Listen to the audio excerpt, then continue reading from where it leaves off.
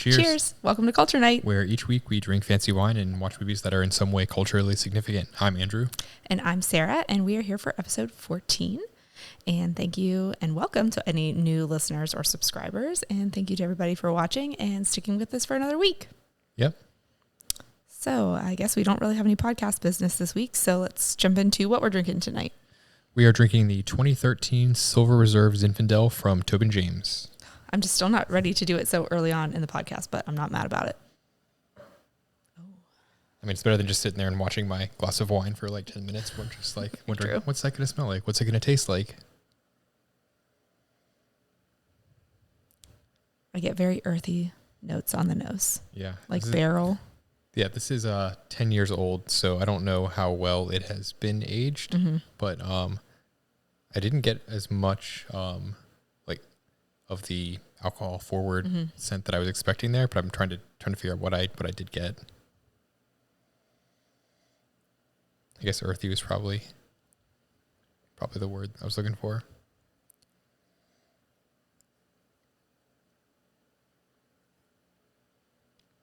What? I'm just waiting for your reaction. Oh, you were. I was afraid you were like going to say it's gone bad. Oh no! Oh God! Oh, you would know. I would have spit it everywhere.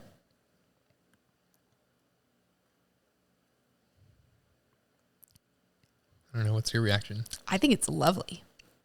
For being 10 years old, it's way better than I was expected. Yeah. Like I said, not very alcohol forward there. Still earthy tones in the... Yeah, closer to cherry than like flavor. a strawberry flavor.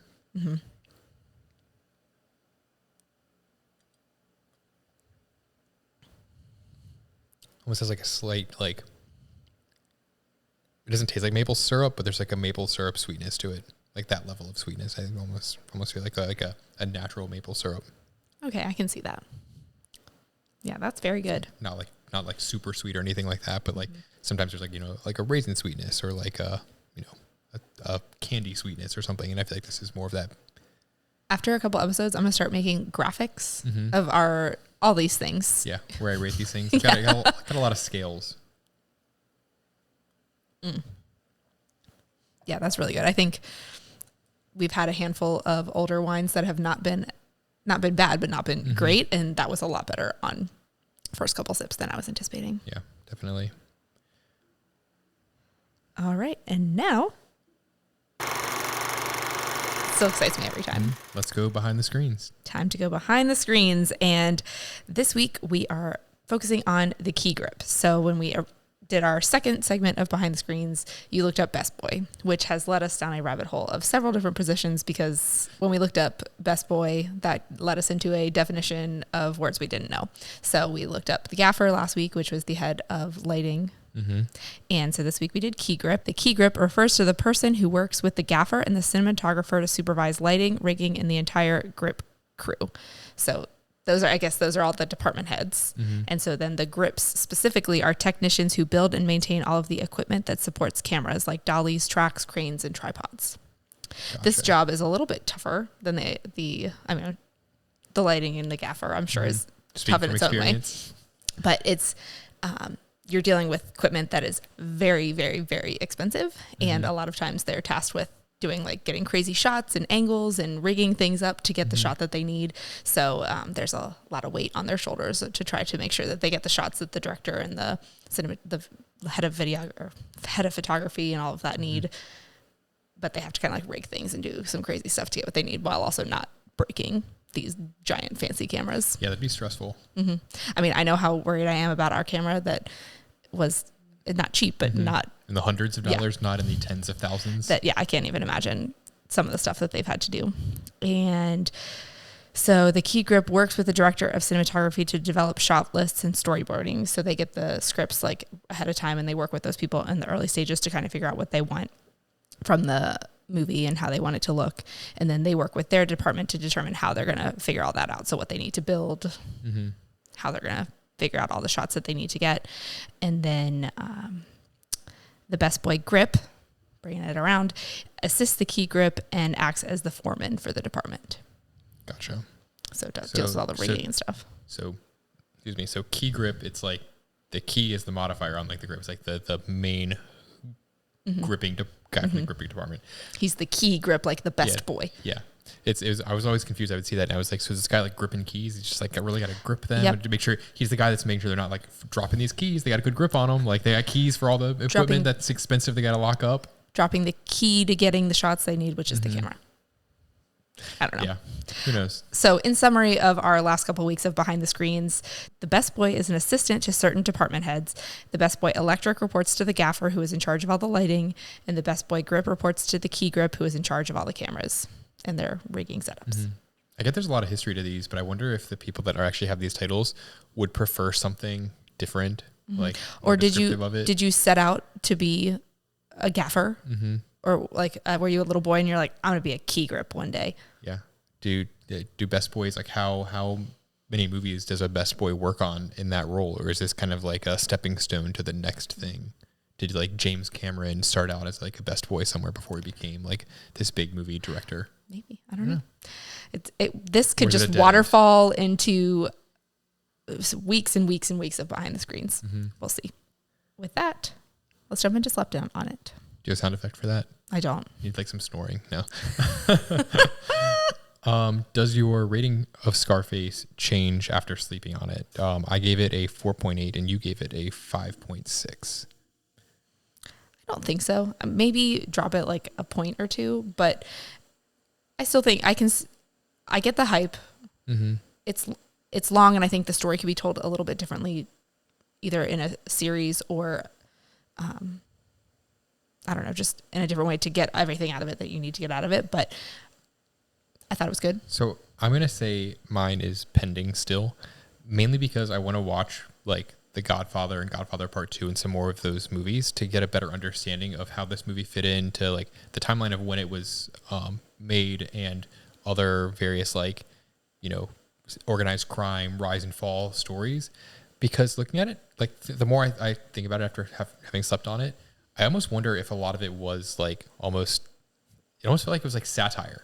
Or like a slight like making fun of some of these things, like the crazy over the top, like, oh, we're gonna have a tiger at this wedding, and his like, you know, accent and just kind of, you know, constantly cracking jokes and all that. I'm like, was this viewed more as like a comedy, or was this just like a cheap like action, all setting up for the big final gunshot? They didn't really care too much about the build up to it.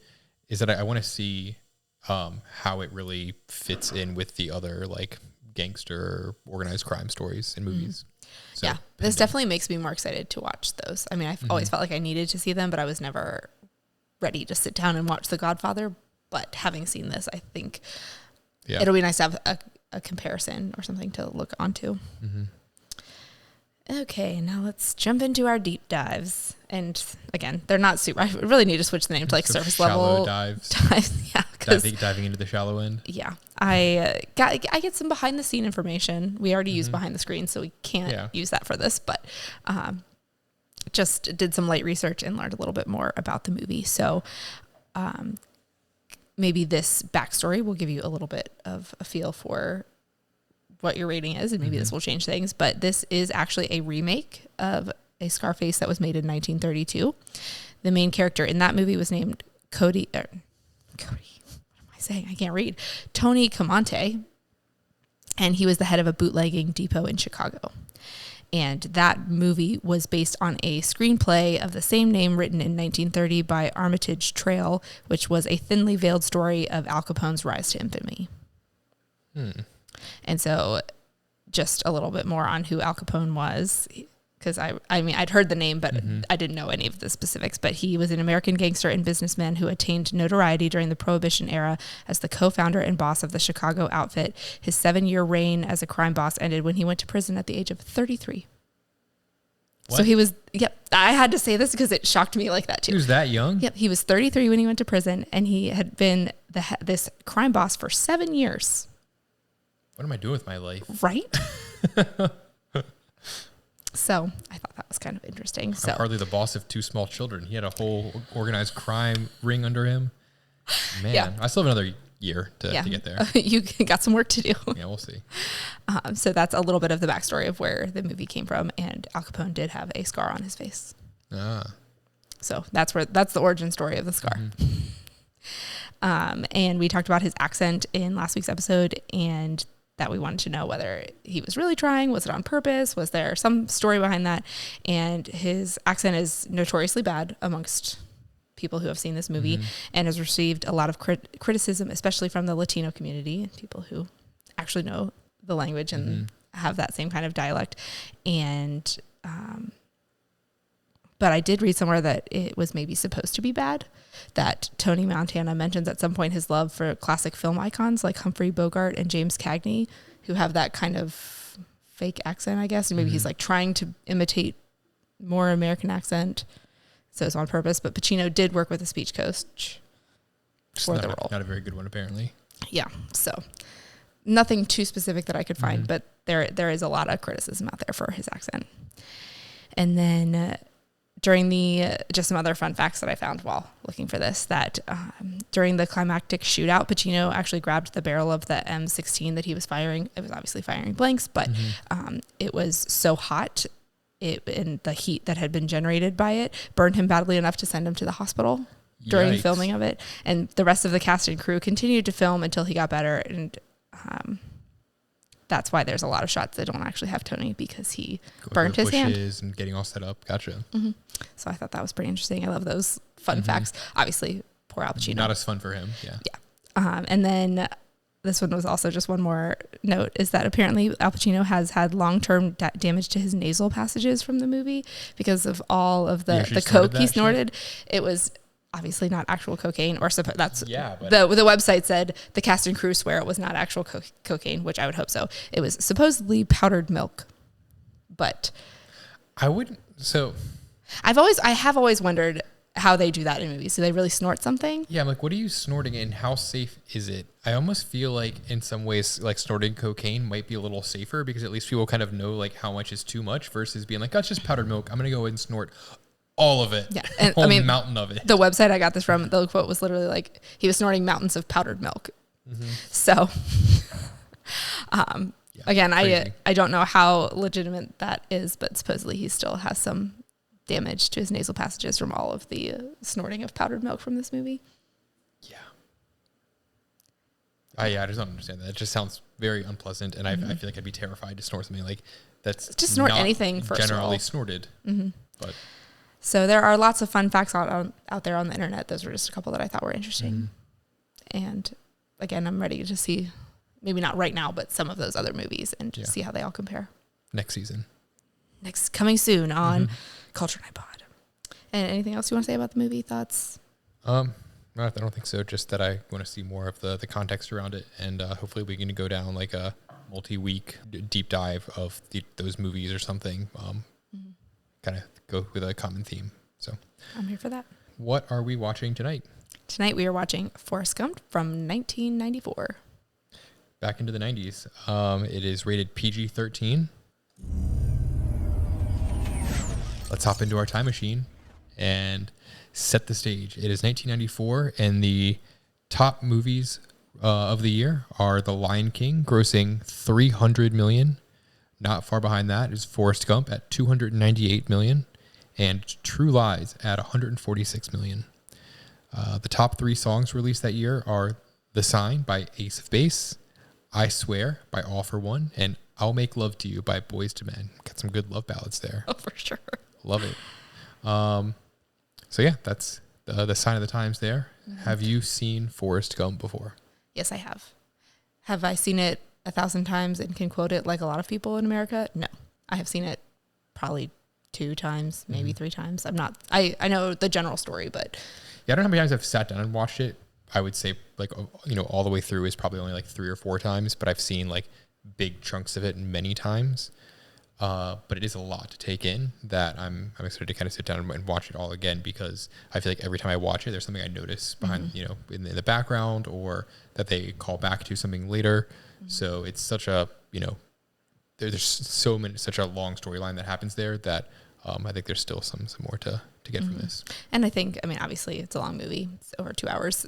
But from what I remember of the story, it takes place over a long period of time. There's lots of flashbacks and flash forwards and just lots of jumping around that I can see where having the opportunity to sit down and with the focus that we're going to have now of like actually paying attention to a lot of the specific things, that it'll be nice to process it all. Yeah, again a lot of pop culture moments that they call out too. So. For sure. I know this one will be a big culture night reference in the future.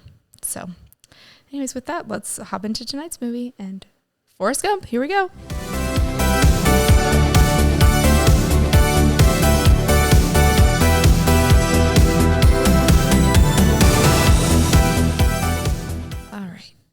Cheers. Forrest Gump. Oh, you stole it from me this time. Sniped it from you. Yeah. So, but before we get into the movie review, obviously start with the wine. Not the wine you just drank. That's the after show black box. Yes, I did make sure to make note of tonight's wine before I drank any of this. I'll let you go first. I'm going to give it a 5.9. Okay, I had 6.2. Yeah. It was good. Nothing to write home about, but obviously solid. Very smooth, like didn't taste very alcohol forward, like we said before, and very drinkable.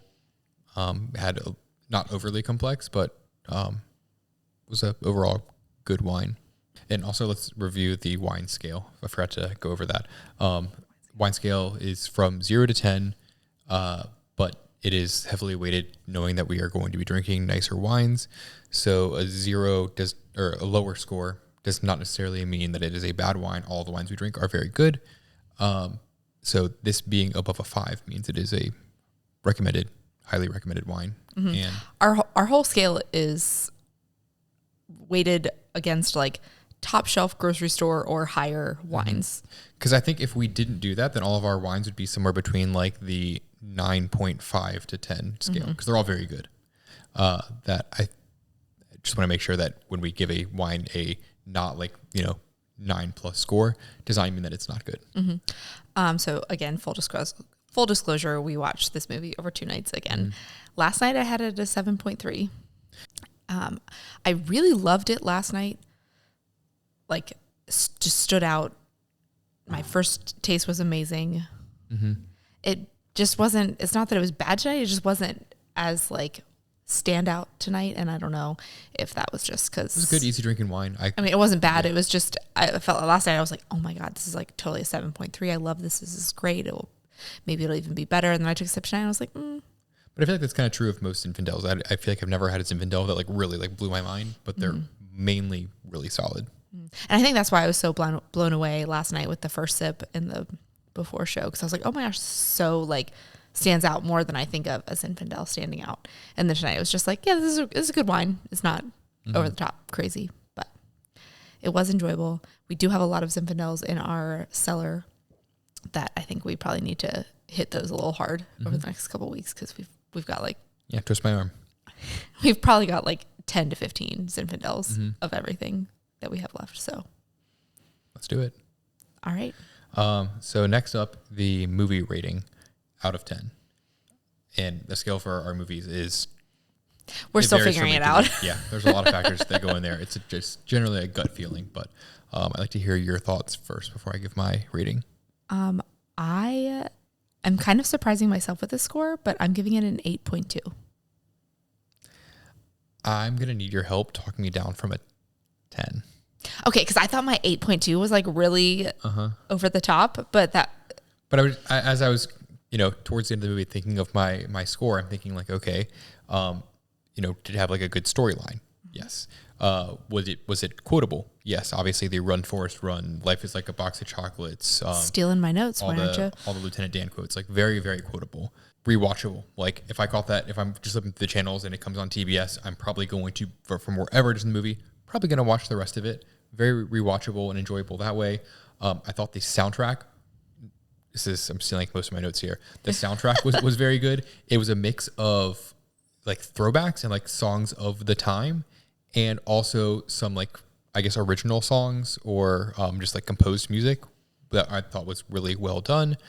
I thought it was culturally significant, not to get on my stealing your notes, on my notes, answering all the questions. But the fact that it was like referencing pop culture events from the past in a very creative way, but also has itself become like a pop culture icon that people then reference a lot of the scenes from the movie in there. I'm like, I don't really know of a movie that could more accurately like represent what we are looking for in our culture night movies than something like this. You're talking me up to a 9. Yeah. It's like I was trying to find something wrong with it to be like, well, I guess maybe like the cinematography wasn't over the top. There were no drone shots. Like we'll find something. It had actors that went on to do bigger things that we'll get to later, but just I'm trying to find something to mark it down for. My original thought, like gut thought, was like a 9.2, but then I was thinking like, what am I docking it for? And I wasn't really able to find something. So if you can find. So here's my perspective on it. 8.2 felt, I mean, I was, like I said, surprised in myself that I was giving it such a high score because I have seen this before. And I think though, when I saw it the first time, it was maybe in high school. Like it was not in that, I mean, obviously I was 3 years old when this came out. Mm-hmm. It was not at the time that I saw this, that when I saw it to really remember it, it had been around a long enough time where I'd heard it quoted a million times and it was so overhyped and people were obsessed with it. And it was just all people talked about that I like watched it and was like, okay, like, I don't know that I get the hype because I'd heard too much about it beforehand, but watching it I feel like far enough when people have like really hyped it up so much, you either like, it's not going to live up to the hype or you almost don't want it to because you're just so overhearing about it. It's kind of how I feel about Hamilton. Give me some vibes there. Spoiler alert. I did not love it. Watch that for this. Maybe I will watch it again and I'll appreciate it more. But like it was that same feeling of just like, okay, like I don't know that I get it because I didn't watch it before the hype. Like I'm seeing it way after the hype and I'm so tired of hearing about it. But seeing it now removed from all of that and having, been watching movies now for a couple of weeks and really being like focusing on the different types of movies and the different ways of telling stories. I was surprised at how much I was enjoying it. And all day today, I was like, oh man, I can't wait to watch the end. Like, this is so good that I think maybe you're talking me up to a 9. And I kept going back to your, it's quotable. I'll sit down and watch it and all that stuff. And that kept kind of pushing my score up and up the more we watched it. Yeah. I'm like having trouble finding like faults with it. I am surprised seeing here that it only is given an 8.5 stars from whatever service and a 71% on, I guess, Rotten Tomatoes. I would expect those to be much higher. So I'm interested to go through and see what people were docking it for because I just thought it was a really good, enjoyable movie and very much like, embodies what we're looking for in the culture night movies, at least from what we've talked about in our scale in the past. I agree. Very good. So moving on. What haven't we covered already? Yeah. Let's do movie description. I don't even know how you sum this one up. Forrest Gump, a very simple man with, I guess, low intelligence, lives a very, very full life despite that, and is directly or indirectly responsible for a lot of large major events that happen in the United States over the course of his lifetime. And eventually is able to become a husband and a dad in the very end. And I guess the very ending scene with the feather shows that like the circle or the cycle continues on, I guess, with his son, maybe. Who knows? Well done. We'll check out the sequel. It was a very long movie that it is hard to sum up, and there is a lot of detail that happens in between there. So Well done. All right. Our TV description tonight says a man with a low IQ has accomplished great things in his life every time. Screensaver. Hang on. Every time we try to do this. There we go. Sorry, I should have been quicker. Here you go. Go quick. Go quick.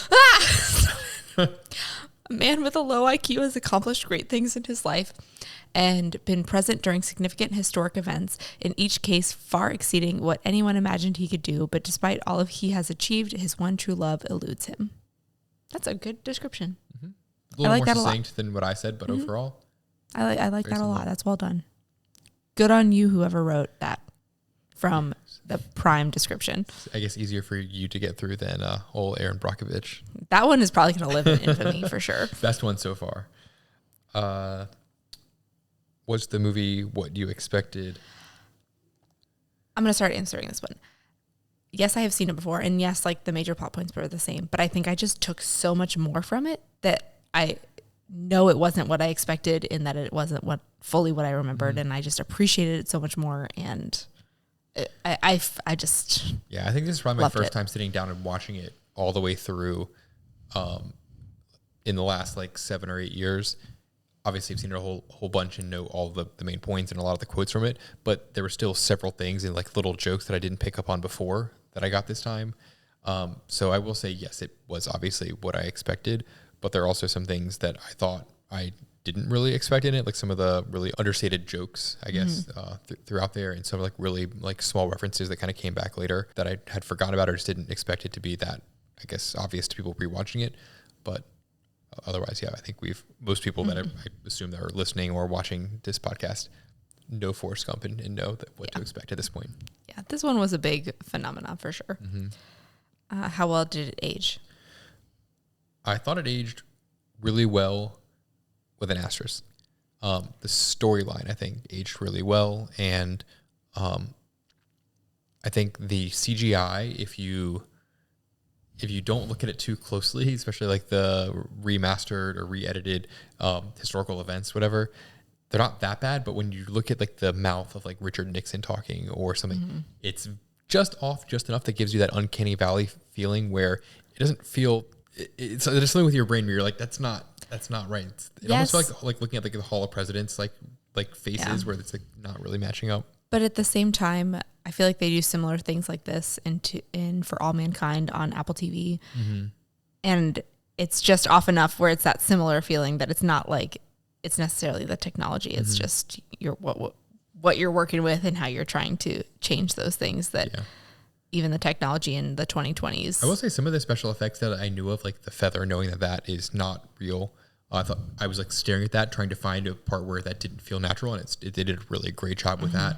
And with Gary Sinise with his acting with no legs, I was staring at that, trying to find a part where like, how do they do that? It was like watching a magic trick that you know is not real, but you're like, how do they do that? The legs, for sure, I was paying attention to, and you mentioned the feather. Obviously, it's how the movie starts, and I was paying really close attention to it, especially wondering if they like start with the feather as it lands on his shoe and then work their way backwards, at least for that like edited part. I mean, I was thinking a lot more about how they did it, because it's like it lands perfectly and then he just picks it up, and I'm like, but what would they have to do with that in a lot of takes? What if it landed differently, or did they work backwards? And it was just all this. Amazing that was somehow an actual take. That whole thing would be wild. But it was very cool to watch and like pay attention to and try to like track with your brain, knowing that it's not real. Yeah. So next question, similarly related, is could this movie be made today? Yes.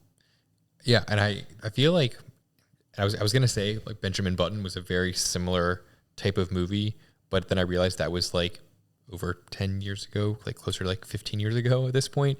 That isn't really like, it's almost closer to like when Forrest Gump came out than today. But I don't know if there's any other similar movies of that were like almost directly influenced by Forrest Gump that have come out today, but I don't see anything wrong with this movie feeling aged or not being able to be made like almost as is today. And it's also not super reliant on technology for the storyline as much. That I think that's like the biggest thing that I think alters a lot of plot lines of what could it be made today, that I think this story is fine as it is. On that same note, I have heard that there was like a sequel written for Forrest Gump, and that it's crazy. It involves him like going to space, and I believe that. I love that. Well, it also involves him meeting Tom Hanks. I love that. Yeah, so I don't know. It seems like it was kind of one of those things where I don't know if it was a situation where the writer was like tasked with creating the sequel for it, and he just wrote the most like unmakeable movie because he didn't want a sequel made, or if this was made in the studios were like, yeah, that's a bit out there. We're gonna go ahead and just hold off on that for now and just like pocket it and never made it. But I have heard that there was like a sequel to Forrest Gump that was made. Or I will that was let you written. attempt to deep dive that. Deep dive for the next week. Note to future me. Tune in next week for that one. Did they say the title of the movie in the movie? Yes. Maybe once or twice. This is another Aaron Brockovich situation. Yeah, when it's the person's name and they say their name a lot, yeah. Gump, Forrest Gump, very, very often. Does the title fit the movie? Forrest Gump, not Gump Forrest Gump. Yeah, there it is. I don't know what else you would call it. Yeah. Unless you were trying to talk about, like, he does so much that there's no way you could encapsulate all of that into a different title other than just his name. Yeah, unless they were trying to go something more like clever along the lines of like a simple life or something, joking that he was kind of like a simple guy, but like lived this crazy experience. But I think Forrest Gump is a very iconic, memorable name that I can't imagine it being anything else. Were there any actors that went on to do bigger things? I mean, there's a ton of people in this movie, big names. Tom Hanks. I wonder how early into his career this is. Maybe like fairly. I mean, his career's gone. True. I guess like big and all depends that on what stuff. you define like his high point or midpoint or anything. Gary Sinise obviously was in it. Robin Wright, Sally Field, Haley Joel Osment. Yeah, those were the couple at the top of the I think the most like went on here to do big things though at this point was Haley Joel Osment. I feel like most of them were already well-known actors and actresses at this point. What impact do you think this movie had on pop culture? I mean, judging by the fact that when I Googled this movie just to get the year and the rating for it, when you type it in on Google, a bunch of emojis of like running and like things just like scroll across the screen, that Google even has something specific for this. I think it's kind of pretty has a pretty big impact on pop culture. Yeah. The amount of times as a runner that I heard people like in their car yelling out the window, "Run, Forrest, run." And life is like a box of chocolates, all the quotes from it.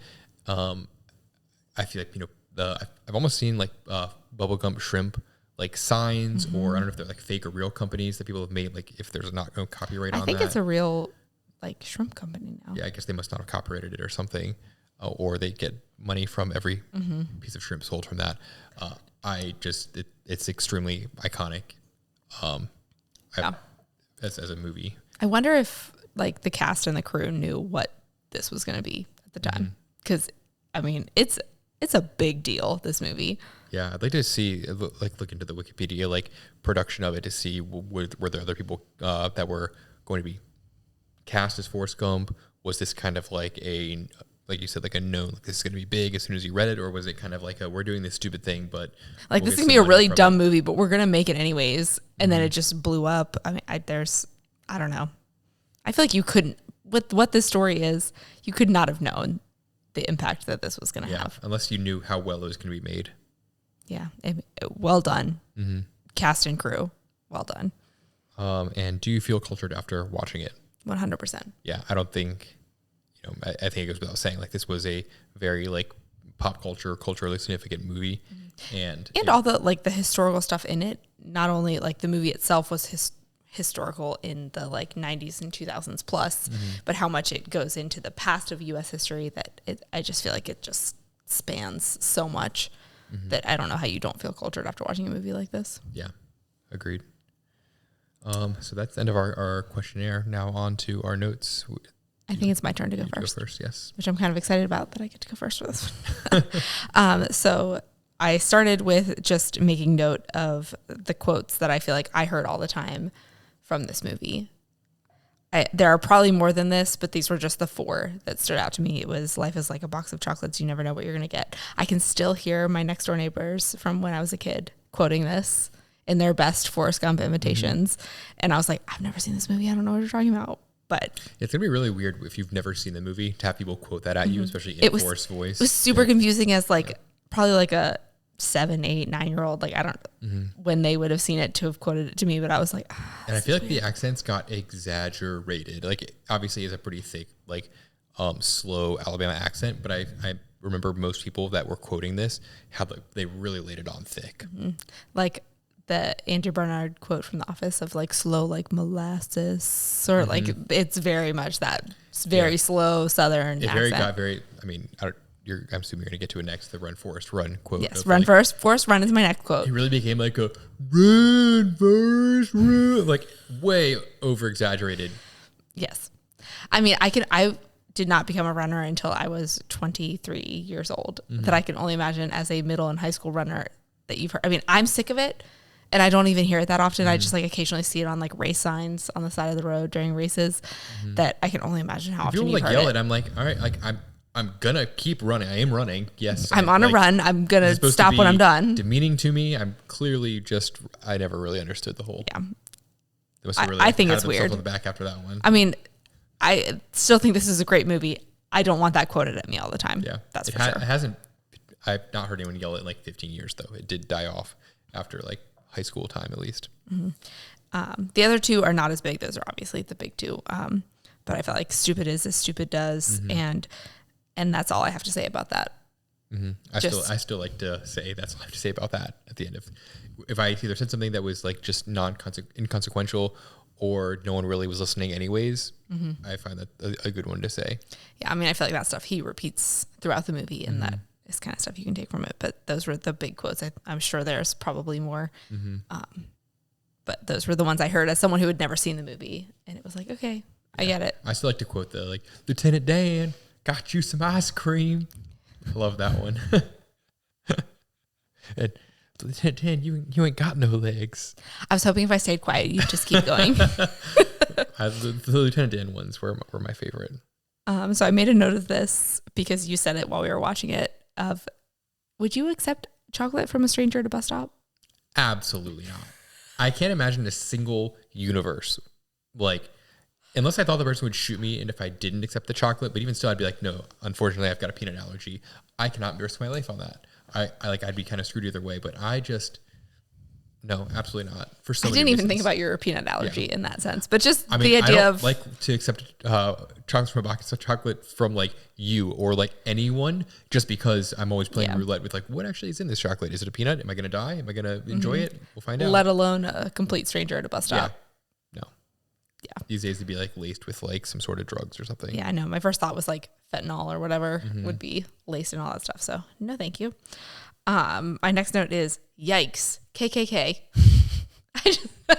I don't remember that one being in like the versions I watched on TV. Did they cut that at some point? That would be interesting to see if they censored that. Would they censor that?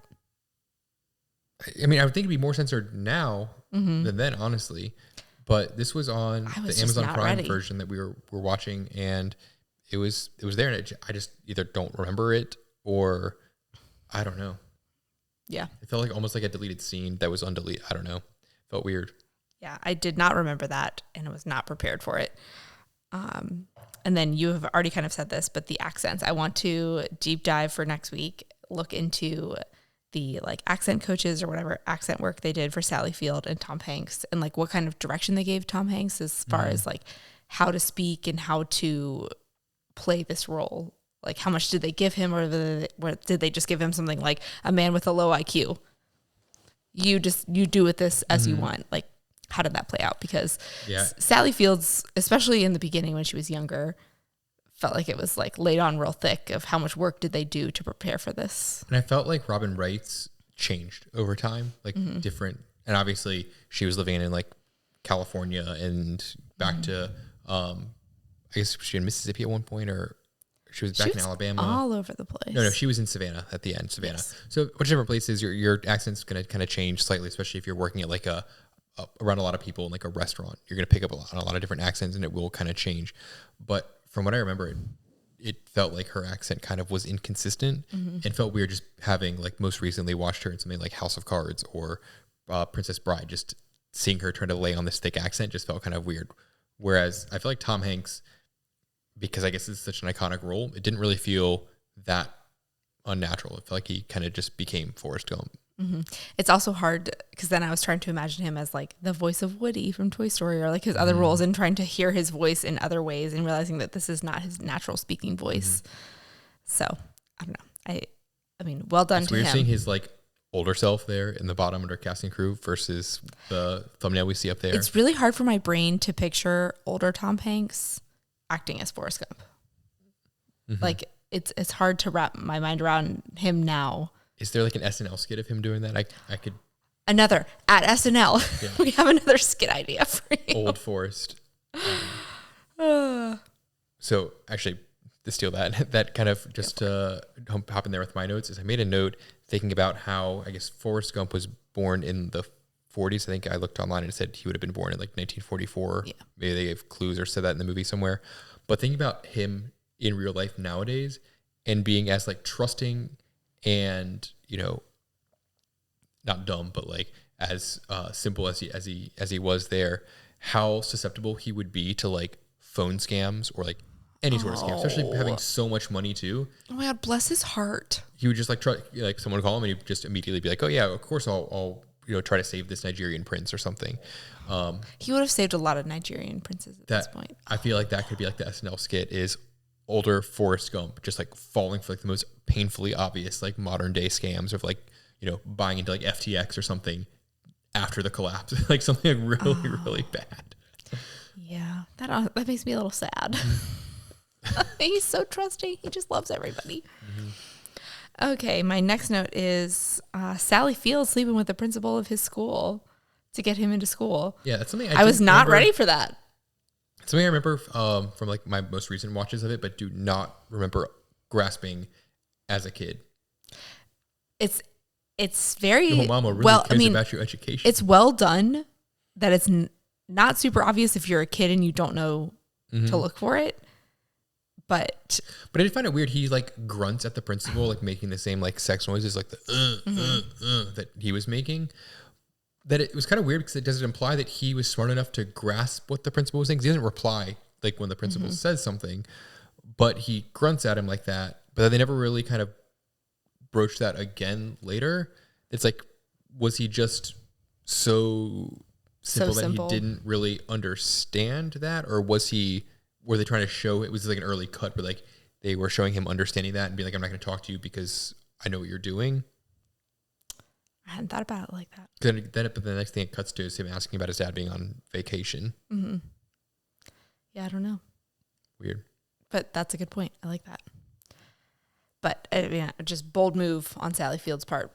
Mm-hmm. And I mean, even in the office, she was like, well, isn't there anything we can do? And just like giving him the eyes. I was like, oh God, now she's going to start flirting with him. I was not expecting her to bang him. Yikes. Yeah, it shifted real quick. Yes. But also on the same note of Sally Field, I feel like so Forrest was supposedly born in the 40s, 44-ish. So it would, by the time he was going to school, it would have been the early 50s. Mm-hmm. And I just feel like she was such a progressive mom for the time of being like, I have this child whose IQ is lower, probably has a whole field of learning disabilities and would have a big old IEP these days. That's what I was thinking when they were talking about him going to like a special like program. I was like, today I feel like that'd be better off. I don't know how great these special programs were. But how she was like, he should be with other kids. And she was really fighting for like him to be in the school with other kids and to not let other people bring him down for what they say about him and that he is the way he is and to like really, believe in who you are. And for the 50s, obviously this was made in the 90s. It's not like it's an old movie, but just like such a progressive way of viewing things for that time. Nowadays, we are all for inclusivity and all that kind of stuff. But it's also things kind of haven't really changed as much because I feel like parents always want their kid to be up that next tier there and push there, whether they, and we could rant on this for hours, but whether they need that or not. But I guess today how it would be different is that getting that, I don't know if label is the right word, but being identified as needing help there allows the school to give you more help and give you more resources. That it wouldn't necessarily be the bad thing because as opposed to forcing him into a level or an education program that he is not ready for, that they could then, provide him the support to either get there or learn in a way that makes most sense to him and gives him the most value. Oh, all my years of being a teacher has really rubbed off on you. Oh, I'm so proud. I'm so proud. So good on you, Sally Field and Mrs. Gump, because really supporting your son and making him feel valued and like an important part of society, because obviously he went on to do bigger and better things. And we've mentioned in one of the other episodes, I think it might have been Aaron Brockovich, but I'm not sure, but just like the old cars and how they really stand out in movies. And especially because this movie spans so many decades, I feel like it's such like a small detail, but something that really just like defines each decade of where you are in time and just watching. But I feel like the cars, like in Aaron Brockovich, talked about how ugly the cars were. Yes. But they didn't, they just looked old timey in this. I don't know if maybe it's one of those things where if you're making a movie that takes place in a certain time period, people didn't keep the crappy cars around for the most part. Like these are like the nicest cars of like the 50s, 60s, 70s that they have in these background shots. But towards the end, it's taking place in like the 80s, 90s. But they're in like a nice part of like downtown Savannah. You see kind of like the nicer cars there. You don't see the old. It was not as ugly cars. And gross as Aaron Brockovich, but just paying it. I feel like it's such a like stamp of the time of what the cars look like. That it's just an easy tell to be like, oh, this movie is not made today. It's set in an older time because of the way the vehicles look. That it's fun to kind of pay attention to that and look at that while we watch. See all the like smog pouring out of these older cars that had no emissions care at all. No one knew what an MPG was or fuel economy. They were just like burn it. No Teslas, no electric vehicles there for sure. And then I also something I want to deep dive for next week is Tom Hanks and what kind of like training or running he had to do before this. Like obviously it looked like there was like a running double for him, but did he do any kind of like running training, or did they like work with him as far as like a stunt coordinator of like how to run? His gait definitely changed over the various shots, but at the beginning I was concerned with his very inefficient stride, like just throwing his left arm Mr. out there, running like coach he's over trying here. to push people away. Just felt very odd. But then as he kind of went on and his beard grew longer, his form got a little more efficient there. I mean, if you run for 3 years straight. Yeah, you'll pick up on some things. Yeah, just seeing if there's any more behind the scenes there, just knowing how much I don't think it takes to be a runner. The country, though. Oh, definitely not. Also, just wanted to talk about how he drank 15 Dr. Peppers when he was seeing, I don't even remember which president it was. I couldn't drink 15 waters. I don't understand how people do that. Yeah, and just at our wedding, my like cousins and nephews drank like 13 Shirley Temples and love to tell us about how they drank 13 Shirley Temples at our wedding. That him drinking 15 Dr. Peppers at the White House just was this like flashback to how someone consumed that much sugar and that much like carbonation. If I'm having that much sugar, it's got to be in a liquid form, I guess. But I mean, but like that much liquid, that's a lot of liquid. It's a lot of carbonation and so much sugar. But I do love how he was like, I mean, which president was it? Do you remember? Because he met like 4 of them. I think that was Kennedy. And sorry, I have to pee. Like, you would obviously have to pee. Good Lord. Yeah, it's a lot of Dr. Pepper. And then my next note, ding, another Culture Night reference overlap a little bit. They played the Mrs. Robinson song in this, and that was created specifically for The Graduate. It was created and then they adapted the name for it. So I feel like that has to be a little bit of a crossover. So another reason for like the perfect 10 there for cultural significance. Yep, we get an overlap somewhere from our first episode to episode 14. And also I was getting some Scarface vibes. Just, obviously it was not a direct reference. When Jenny was in the club and she was snorting cocaine. Oh, okay. Yeah. Okay. In what way? The cocaine didn't stick out to you? I do remember that. Well, because also we talked about last week, the club. It was set in the 70s, so it was different. More tame. And it seemed like it was bumping a little bit more there. And obviously there's a bunch of like drugs being done. But I just agree that I feel like today's clubs, it's more just like how many people can we shove in one big sweaty mess and turn the volume up to skull rattling? Yes. This one was worse. As far as like, I think movies also generally show volume not being as loud as it in the people talking in clubs that you would never actually be able to do today. But I still feel like today the volume has just slowly gotten louder and louder to the point where in 15 years, no one's gonna be able to hear a thing. Anytime I leave any just bar, I lose my voice and can't talk for a day or two afterwards. That those old clubs just seem kind of like more like my vibe. And I also just want to give snaps to Tom Hanks for his acting in this, because I mean there was one scene where I don't even remember what scene it was towards the end where someone asked him something and just hit the acting with his eyes of where he was looking around and processing something, whatever they said, and then looked at them again and responded. That like that, I feel like that's such like a deep physical level of understanding of your character, and I was just like, wow, that's you something that I are noticed awesome. With Indiana Jones when Harrison Ford was like looking around thinking, and you could tell that he was becoming that character and thinking as Indiana Jones would actually think. And I feel like that's such a big sign of like the actor is when you're not just reading the lines and showing the emotions you're supposed to show, you like are acting as that person. Yeah. And it felt so silly because it was like he's just moving his eyes around, but just watching him move his eyes. And it was the amount of times that Forrest Gump would move his eyes around to process something. And it was like, wow, you have really like taken on this character. And it was just well done. Very well done. And then my last note is what an amazing time capsule of U.S. history. And I started to make notes of all the big historical events that they portrayed in this movie. And I probably missed some, but just like the more it kept going, I was like, oh my God, this is amazing. Like, this is super cool to watch. Obviously they like altered some to like put Forrest in it, but like just the things that they mentioned was the KKK and the Civil War, Elvis, segregation and integration, President Kennedy, Vietnam, war protesters and the Black Panthers, moon landing, John Lennon, Watergate, Richard Nixon, the discos, Hurricane Carmen, which I assume was a big deal at the time. From the light research I did, it was the biggest hurricane of that hurricane season. Ford assassination attempt, Apple, Reagan assassination attempt. There's probably more. That's John Lennon in there. Yes. Yeah. That is it's just like all of that in one movie. And yes, it was a longer movie at 2 hours and 20 minutes, but like all of that in 2 hours and 20 minutes, dang.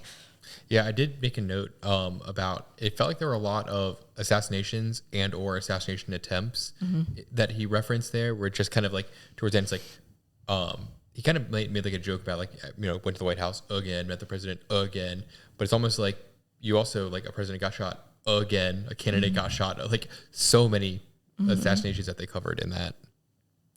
Yeah. So I just really appreciated how well it covered U.S. history, and that even if you don't know a lot about U.S. history, you could watch this and get like a general idea of what happens in the United States over 100 years in 2 hours. I want to look and see if anyone has like either side by side or just like the original footage that they superimposed there, just to see what it was and what they adapted it to. I feel like it'd be really love how they did that though, to like put him in there and like have all that stuff, like so cool. And especially for 1994, super well done.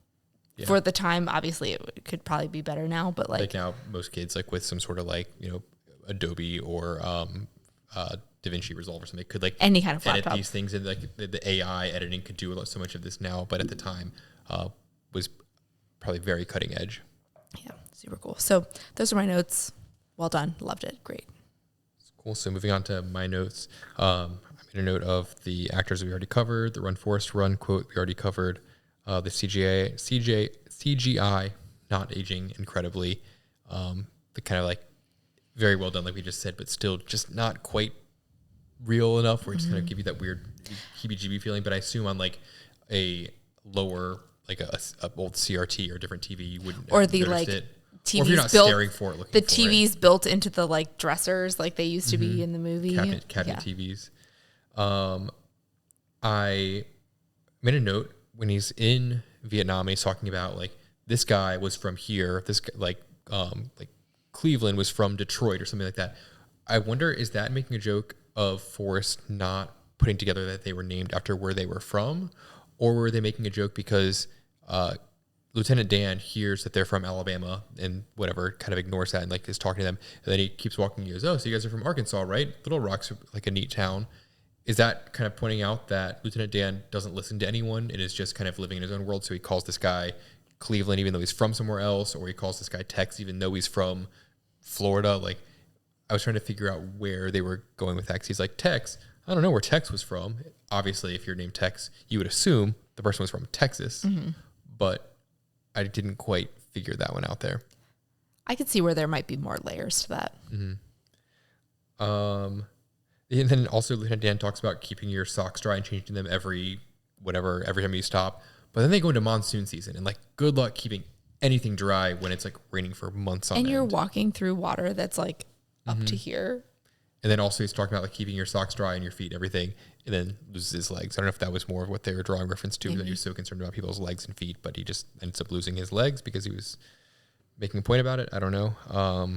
Talked about the amazing soundtrack. I want to know, how long did Tom Hanks practice ping pong? I know a lot of that was CGI of him just like swinging a paddle and then like, animating a ball, hitting it. But I feel like some of that still he must have practiced for things where he actually had to then like, finish the move or in real life do it. That I want to know. How much training did Tom Hanks go through for this movie between the running and the ping pong and the accent and all the things? And also, how much can he do today? Can he? Is he a ping pong master? If he learned any ping pong for that, could he do any of that like today of like, keeping a game? Or is he just like, no, I can't hit anything with a racket? Inquiring minds wants to know. We'll find out. Talked about seeing the original footage. I thought it was funny with Lieutenant Dan crossing the street in New York, and he goes, "Hey, I'm walking here," which I believe is a Robert De Niro quote from either like Taxi or Casino. Like, well, it's on our list. We'll figure out what that's from. But it's also funny because he says that he's walking here, and he's clearly in a wheelchair. He also mentions to Forrest that if he ever becomes a shrimp boat captain, he'd be the first mate. Then he also makes a joke about becoming an astronaut, which is funny because I believe Apollo 13 came out just before this, where Tom Hanks and Gary Sinise were astronauts. So I assume that was a callback to that. I don't know if that was in the script or just an ad lib, but I thought that was funny. It'd be super fun if it was an ad lib. Thought it was funny as I thought about it. It was like, oh, astronaut, huh? Because I remembered Gary Sinise, and then I was like, oh no, idiot. Tom Hanks also was obviously in Apollo 13. The Freebird song they played when Jenny is, I guess, contemplating jumping off the building, I thought was a cool reference back to when she wants to pray to become a bird and fly far, far away, to talk about like, this bird you'll never change, and talking about how she just kind of believes that she is just this broken person, like you'll never change, I guess. Was a little deeper, meaning to that scene where she's kind of like at rock bottom there, essentially. Next, Lieutenant Dan invests the money from Bubblegum Shrimp that they made into Apple, and they talk about how they'll never have to worry about money again, which I found interesting because this movie came out in 1994, and I believe sometime either like just before that or just after that, sometime around then, Apple basically like crashed and was almost completely went out of business. Obviously nowadays it's like the most profitable wealthy company in the world.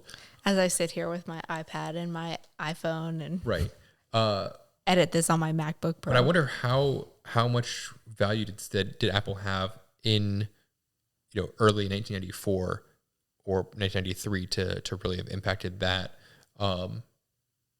Sounds like a good deep dive for you for next week. Because if I remember correctly, Apple basically was going bankrupt, and Microsoft like bailed them out. And obviously, they later released the iPod and were able to reboot their whole desktop and laptop program and become like the icon they are now, with iPhones everywhere and just having wonderful laptops, basically like pooping money everywhere. That I find it interesting they talk about that now, because nowadays you're watching this, you're like, oh, Apple, he invested early in like the early 90s or late 80s. Obviously, he'd be a multimillionaire now. It's like, yeah, but would he also have like sold it when they were crashing in the 90s?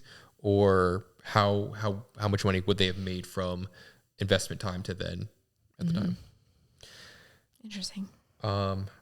Mentioned that there were a lot of shot presidents and just shot people because John Lennon also was assassinated there. That it almost seemed like he was like the harbinger of doom there. Of you meet Forrest Gump and you get shot. Ooh, hadn't thought about it like that. Yeah, a lot of bad omens there.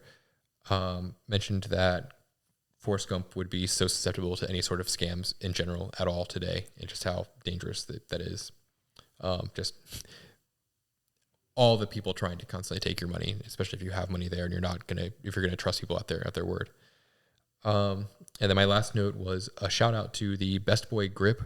We watched the credits, and I didn't see any Best Boys called out. We watched every second of the credits. So if we just not well done on the credits. But I looked up in IMDb, the Best Boy grip was credited as Sam Tayby, Taybi. So shout out, could not have done this movie obviously without you. The best most boy. Important, the best man of the entire cast.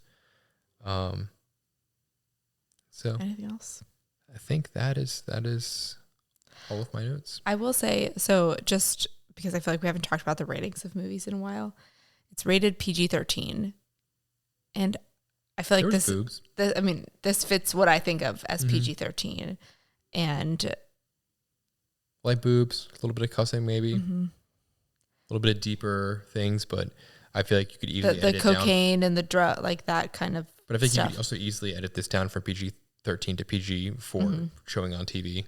Especially being so long, you could edit enough out to have that down there. But this is I feel like that is the perfect rating for this. But I also feel like compared to like the PG, like Young Frankenstein and some of the other things that we've seen, mature rating, this would be like a G rating. Yeah, definitely. So we hadn't talked about rating in a while. I thought we should bring it back for a second. So, the more we talked about it, just a great movie. I think I'm gonna like sit in a really happy place. I thought about it like until the very end here, where I was thinking like, man, we were just watching this. Do we want to mention our puzzle? Oh, we do need to mention our puzzle. So we have been very intentional with our movie choices for the last 3 weeks. So starting with Aaron Brockovich, Scarface, and Forrest Gump, and we have a challenge to any listeners that want to try to figure out our puzzle by guessing, either commenting on our YouTube video of this podcast or responding to any of our social media posts, guessing based on those 3 movies. What do you guess is our next movie that we will watch next week? Yes, and why did we pick those 3 movies plus next week's movie? They are all a full puzzle. Ooh, I'm so excited! Yes. We've been really excited for this for a while. I don't think we have any prizes to give out to anyone who guesses it, but I wish we were I a little bit wish we had waited to like maybe we were in a better place to like have like kind of giveaway or some kind of like fun prize. But maybe like if anybody guesses it, we will give you a shout out on the podcast. We'll give you a prize if we ever get to that point where we have like sponsors. We will retroactively prize you because this I feel like is a really tricky puzzle. Yes, mostly for us. We are watching this movie mainly for the puzzle. That I did not expect to really re-enjoy this movie as much as I did, for sure. Oh my gosh, I almost forgot to even mention the puzzle. I'm so glad you brought it up. Yes, so if you can figure out why we watched Aaron Brockovich, Scarface, and Forrest Gump and next week's movie, comment on social media, on any of our Instagram posts, on our YouTube shorts, YouTube video, anywhere that we are at. We'll give you a shout out to anybody who guesses correctly. Yep.